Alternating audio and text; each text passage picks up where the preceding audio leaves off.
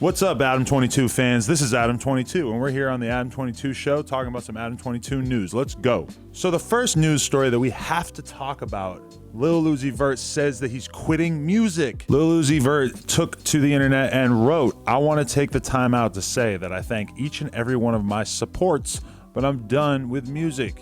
I deleted everything. I want to be normal. I want to wake up in 2013. This is interesting. What's my take on this? I feel like Lil Uzi Vert is just fed up with the music industry shenanigans. When he says that he wants to be back in 2013, he's talking about before he signed his deal. It has been a very open secret that Lil Uzi Vert is not happy with the state of his contractual obligations. I don't believe he's a big fan of Don Cannon and DJ Drama, who he initially signed to. He's also signed to Atlantic. I don't know the deal with Atlantic, but he's definitely not happy with those guys. And it's been a long ass time since Lil Uzi Vert dropped a project, which is crazy when you consider just what the appetite is right now for Lil Uzi Vert content. Everybody loves him. Everybody wants to hear his stuff. Whenever he puts out anything on his SoundCloud or streaming services, whatever, the numbers are ridiculous. So it's a little bit of a mystery to me exactly what's holding him up. But do I believe him that he actually deleted his album? No, not really.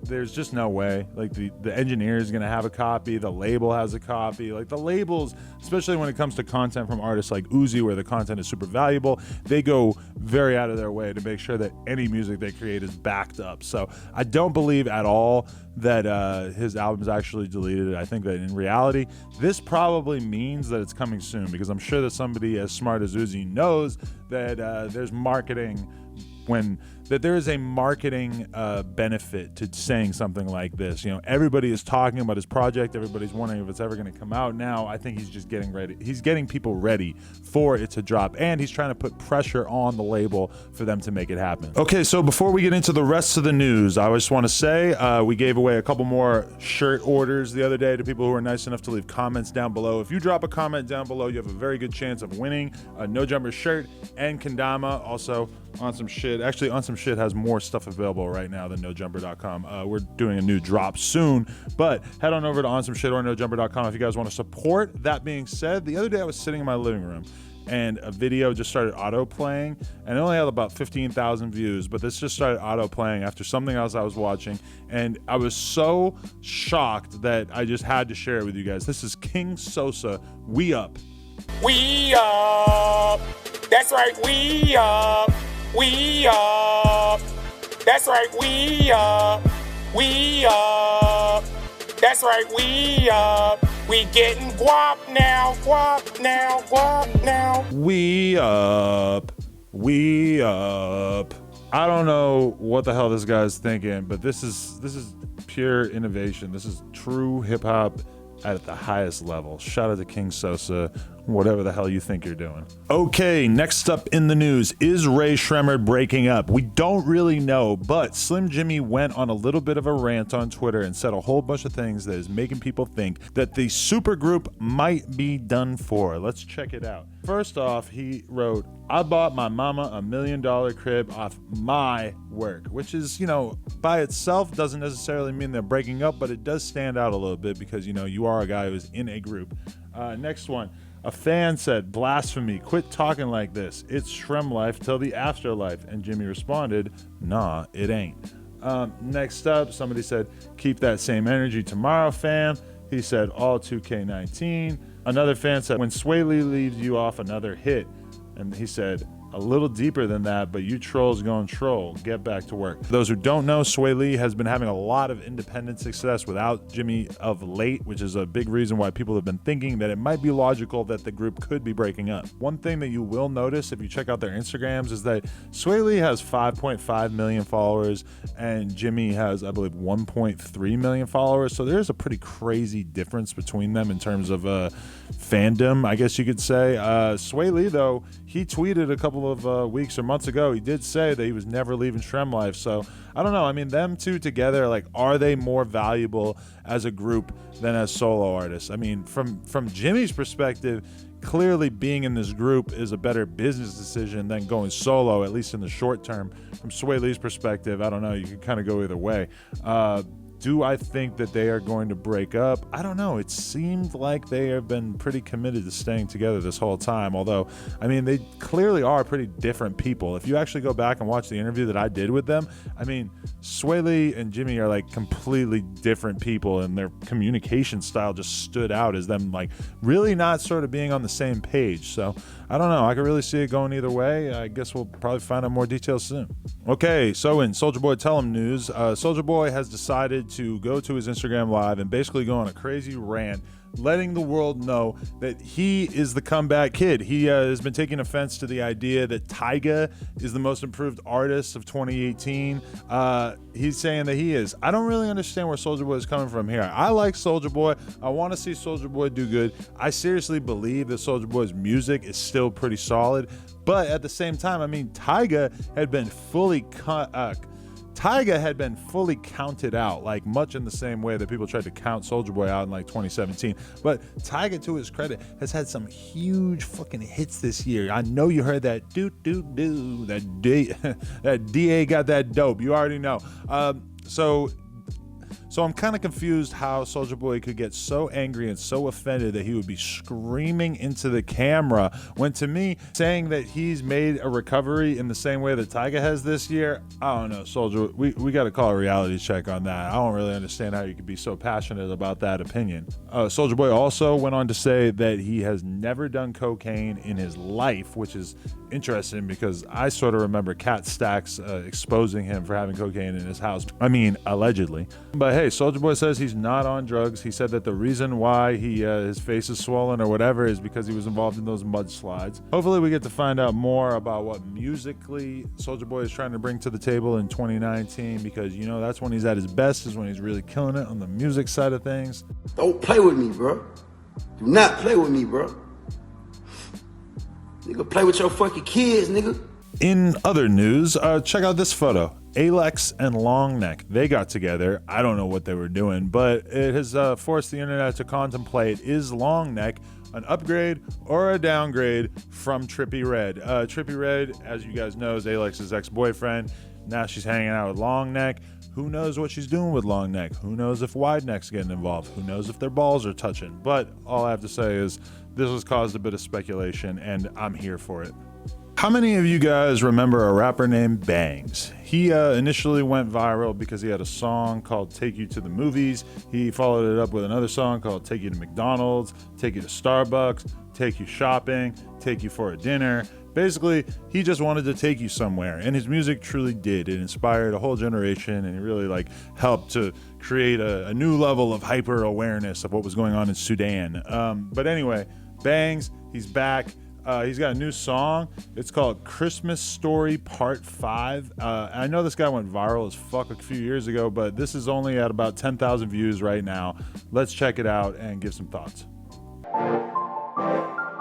Christmas coming on the way, you better prepare for the day. I'll be Santa Claus when you see me wearing on them red. I'll make you laugh all day. If your boyfriend make you sad, if I see you walking by, I wouldn't mind giving you. All you have to do is listen to me. Okay, it occurs to me that this song actually came out a few months ago, and I'm just realizing that now. But I don't think that's any reason for us to not appreciate this. Bangs, very influential artist, coming through in the Santa Claus costume. I would love to know what you guys think down below. Fill us in. And also, if he's going to come to America anytime, you should definitely do an interview with me, or just hop on the FaceTime. We could do it like that. Okay, next up, school officials are investigating racist 8th grade SoundCloud rapper Lil Plantation. Oh man, when I saw this story, I'm gonna be honest, I wasn't that surprised, because I remember a lot of people writing offensive poetry and offensive limericks and shit like that when I was in school. And even though nobody in my school really rapped that I knew of, it makes sense to me that somebody would write a bunch of racist rap songs and name themselves Lil Plantation. Let's check out the article. An 8th grade rapper has garnered a lot of controversy at their Maryland school thanks to their SoundCloud account. Maybe we should just go into a chunk of what Lil Plantation was doing. Visual posted 3 songs on the internet under the name Lil Plantation. The songs were titled Whips Don't Hurt Them, Whip Hands Free, and All Slaves Are the Same. WBOC was able to record one of those songs. The whips won't hurt them. New Keep picking my crops, but the slaves can't touch me, so I'm not worried.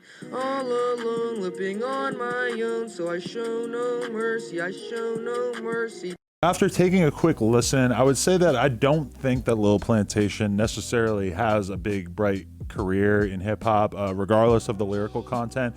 I just don't really think he's got that it factor, but, you know, respect to him for trying. I feel like there's probably a kid in every high school right now in America who is writing like an offensive poem or has an offensive SoundCloud link. Really, the thing that's surprising, I guess, about this kid is that he was actually stupid enough to get caught. But I also like the way that the media is framing it as if Lil Plantation is actually like a real rapper. Like, this is somebody who has like an actual following, and it's not just some kid who had like 20 plays on his SoundCloud account. I guess it's deleted now, so the problem is gone, but who knows? He'll probably get expelled or something like that.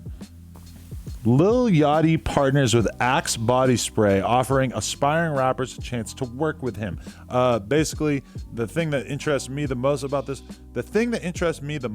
story is that Lil Yachty has like a signature form of Axe Body Spray on the market. So you can potentially go out into the world and want to smell like Lil Yachty. Now, I've been around Lil Yachty many times. Never noticed him having a bad smell. Never really noticed him having a good smell, but to be honest, I really kind of go out of my way to not smell, my friends. Realistically, what might Yachty smell like? Pizza, corn dogs, maybe not that good, except he's rich, so he probably smells like diamonds and $100 bills and jewelry and whatever rich young dudes smell like, you know? Anyway, I'm really looking to get my hands on some of the Lil Yachty Axe Body Spray. So if anybody wants to come into my store, 7669 Melrose, and drop off some Lil Yachty Axe Body Spray, we will shout you out. We will put you in this video because I really want to know what boat smells like, and I'm not willing to actually go to CVS and ask them if they know who Lil Yachty is and if they have his signature Axe Body Spray. It's mostly weird for you guys to realize like how little goes into this, that it's just me rambling about shit and then my editor takes it and sort of cobbles it together. More Blueface news, the best kind. Blueface 6ix9ine news. So basically, 6ix9ine's ex-baby mama, well, I guess current baby mama, but ex-girlfriend, Sarah, she was on her Instagram Live. She noticed that Blueface was creeping, and then Blueface slid up in there and started having a conversation with her. Let's check out a little chunk of that. I'm trying to get like you. I'm trying to get my buzz like you. Funny. Where you at? You at New York? Yeah. Yeah, son. I'm trying to go out there. You gonna show me around? You funny. You starting shit on the live. Okay. So what do you guys think of this potential couple? Do you think that this might work out? I think it's interesting because, let's be real, if 6ix9ine was on the outside and Blueface did this, 6ix9ine would probably be tweaking, spazzing out on Blueface. Unfortunately, he's locked up. We don't get to hear his reaction, at least for now, but what do you guys think of this decision by Blueface? The decision to swim up in somebody's baby mama's DMs or even show up on their Instagram Live, that's kind of intense. I mean, let's be real. Blueface could probably get a lot of different girls. He doesn't have to go scrounge after 6ix9ine's baby mama, but it looks like he might be doing exactly that. So interesting, but we'll see how this goes.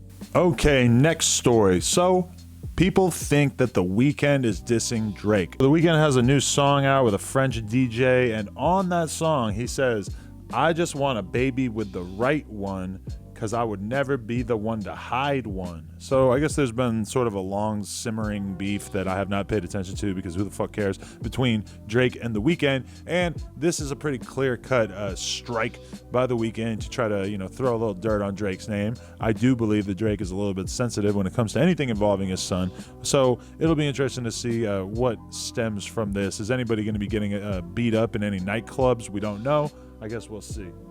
Also, I'd like to send a word of encouragement to the boy Fat Nick. He posted on his Instagram and said that he is 10 or 11 days sober, which, if you know Fat Nick, he has been a pretty prolific lean sipper for as long as I've known him. Also, probably messed around with other drugs, pills, stuff like that for a little while. So to see him take 10 or 11 days off from doing drugs, that makes me happy, and I just want to throw a word of encouragement out there. I hope he sticks with it, because let's be real, there is no future in doing dope. So I hope you guys had a good time in here. Just a little reminder, we are giving out free merch to whoever drops the best comment down below. We got a whole lot of good stuff planned for the rest of the week. Keep in mind that this is daily. We are sticking to the daily schedule. I've made it 1 week. Didn't really screw it up. I think I did miss one day, but the goal is to do this whole next week and not miss a single day. The subscribers for this channel are going up like crazy. We got almost 5,000 today. So if you enjoyed this, please slap a like, please drop a comment, and please subscribe. This has been Adam22. Hopefully you guys enjoyed getting filled in, and I love your faces, and I'll see y'all tomorrow. Yeehaw!